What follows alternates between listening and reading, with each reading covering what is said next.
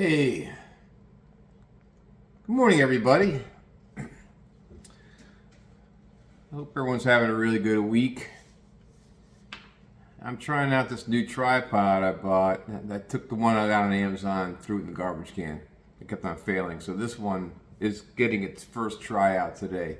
And if it doesn't pass, it's going right where the Amazon one went, right in the garbage can. Anyway, let's see how I want to start this video. Gold diggers. I'm going to start out by saying the obvious, the 300-pound elephant.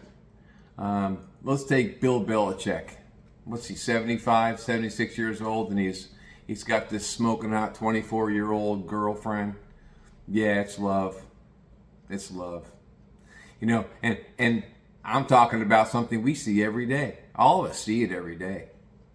It's been going on for centuries since I was a kid. It's been going on for centuries, and guys, they take it hook, line, and sinker. Oh, it's love. She loves me. Oh, yeah.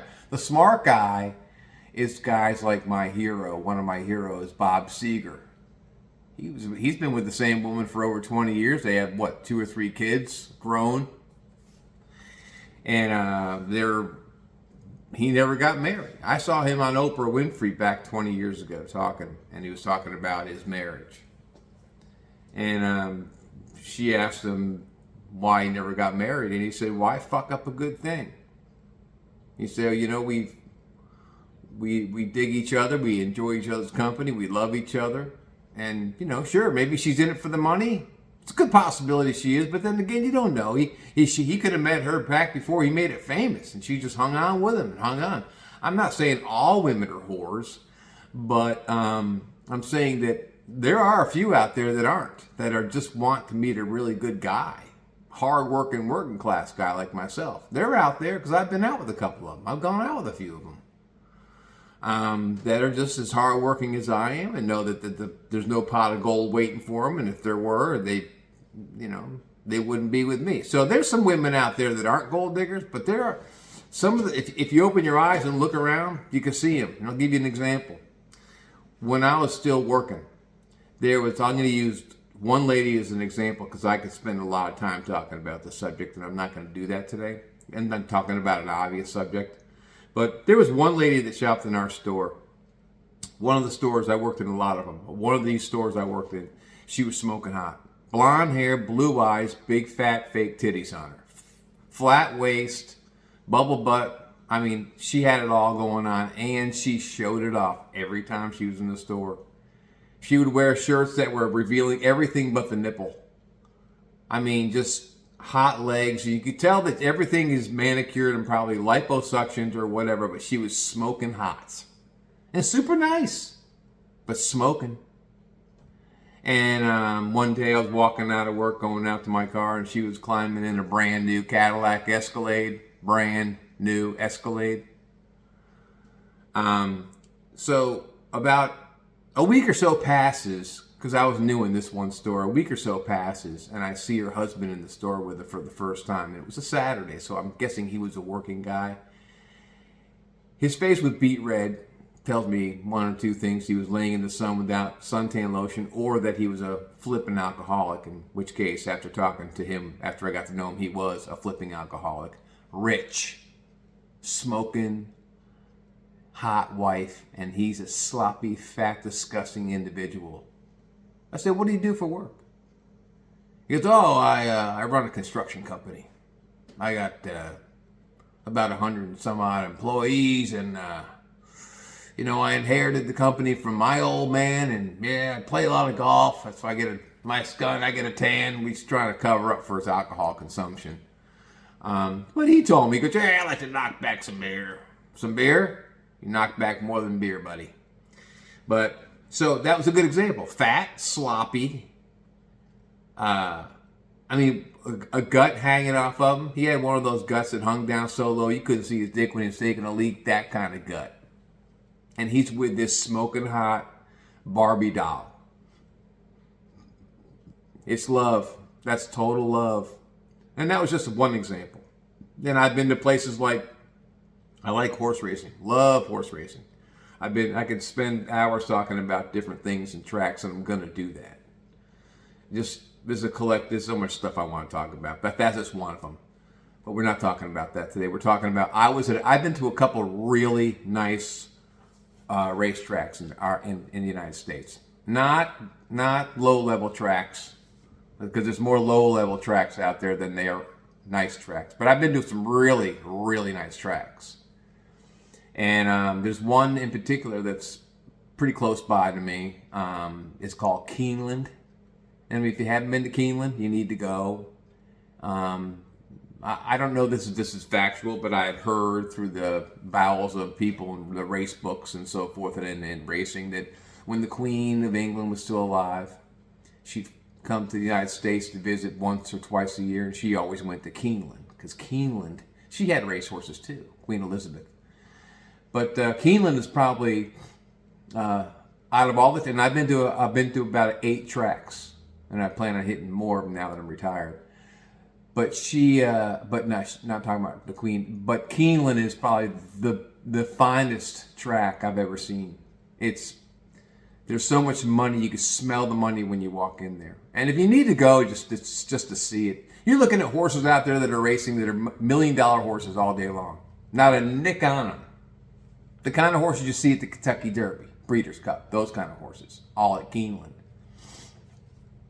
When I'm at Keeneland, and I go once a year, they have racing meets in April and in October. I go once a year, because it's only an hour and a half down the road for me, so I gotta go.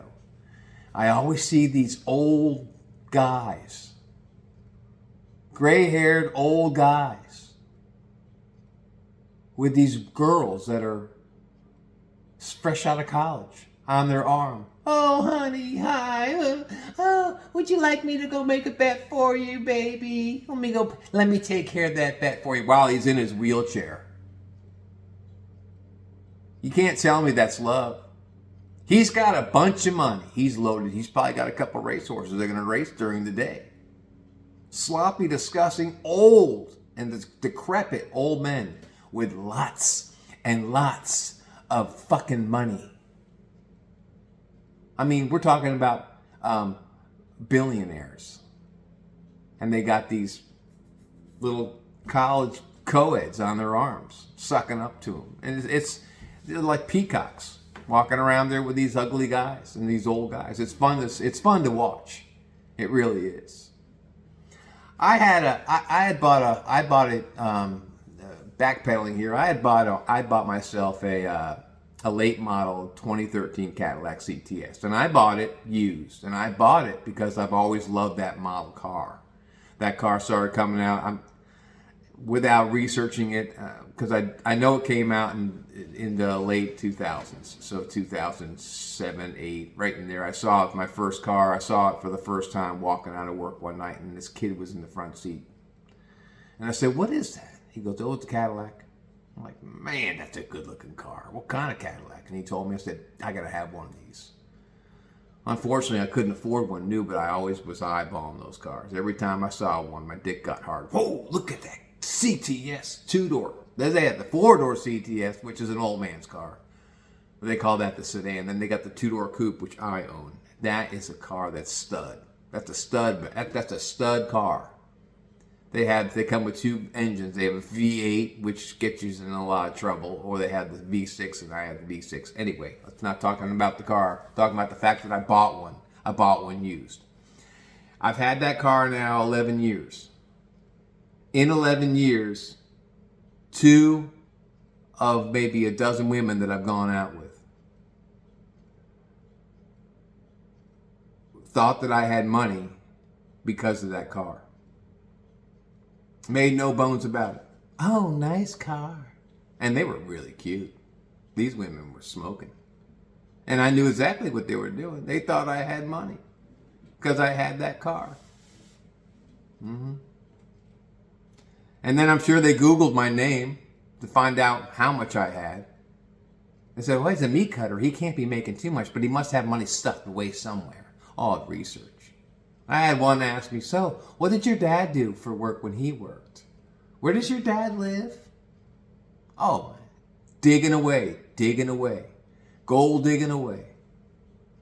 Unfortunately, I was a $50,000 a year guy, and I lived pretty goddamn good on 50 grand. Now I'm retired and I live on a fat pension. Oh man, I'm doing good by myself. Thank you very much.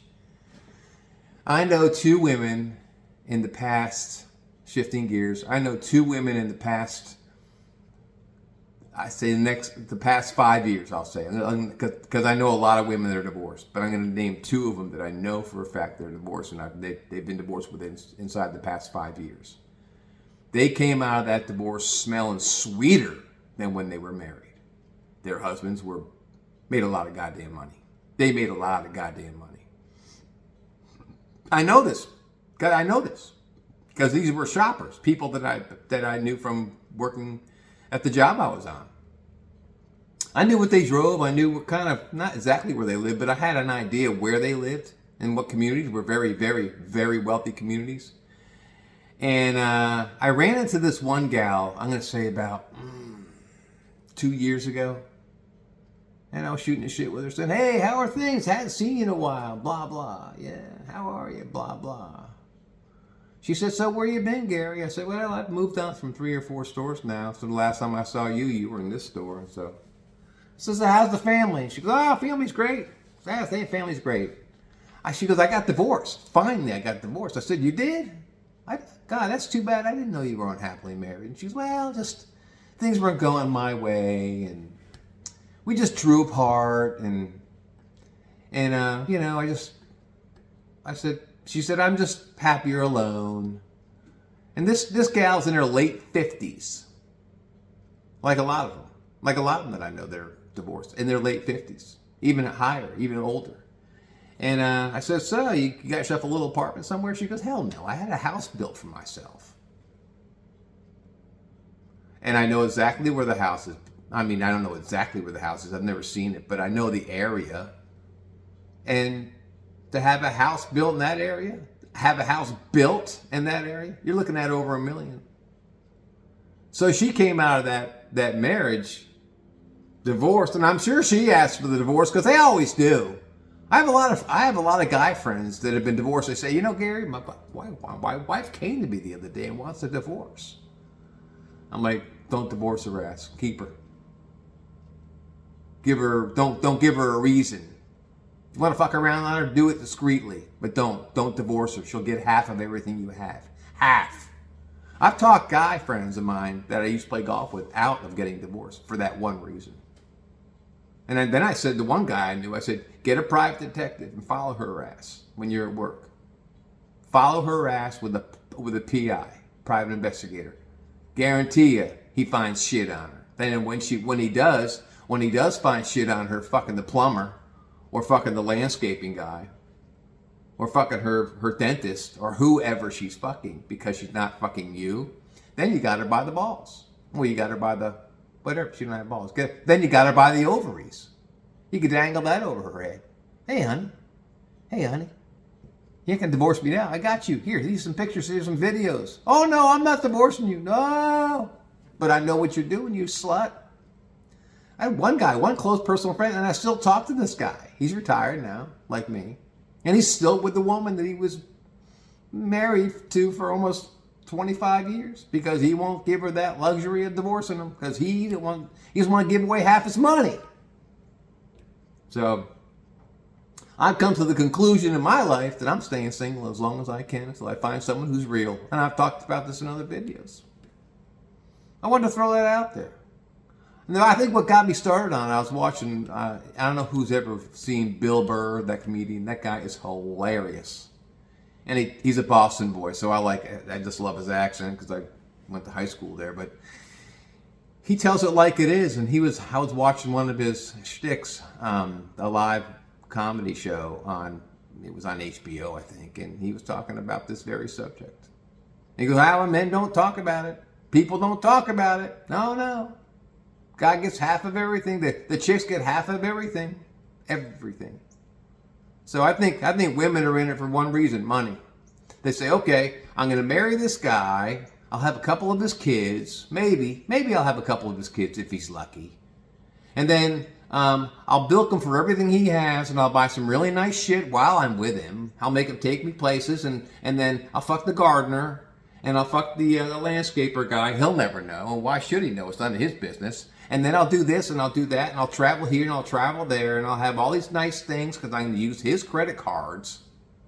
Am I sounding jaded yet? If you haven't discovered, I'm jaded. Anyway, so I'll have this, and this. I never had to get married.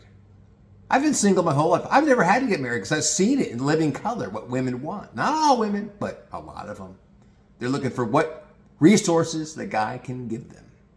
And then when the resources are gone, they hit the hills. I want a divorce. I think you're cheating on me. And you can be honest as hell. I've never cheated on you your entire life. Yeah, I bet you are, and I'm not happy. Oh, yeah. So, anyway, I'm done ranting. How long does this thing go? Not long enough. I'm going to get off my soapbox right now, but I figured I'd throw it out there. People want to, because the reason why I brought this up today was because I had people on my street that I met while walking in the morning ask me why I was single. And I don't want to insult them. I don't want to insult them and say this is why. This is why. Because I think all women are money grumbling whores. I'd say 80% of them out there. So if I stay single the rest of my life, at least I know who I am, and I'm happily single. So, anyway, you all have a fantastic day. Take care of yourselves, and I'll catch up in the next episode. Peace out.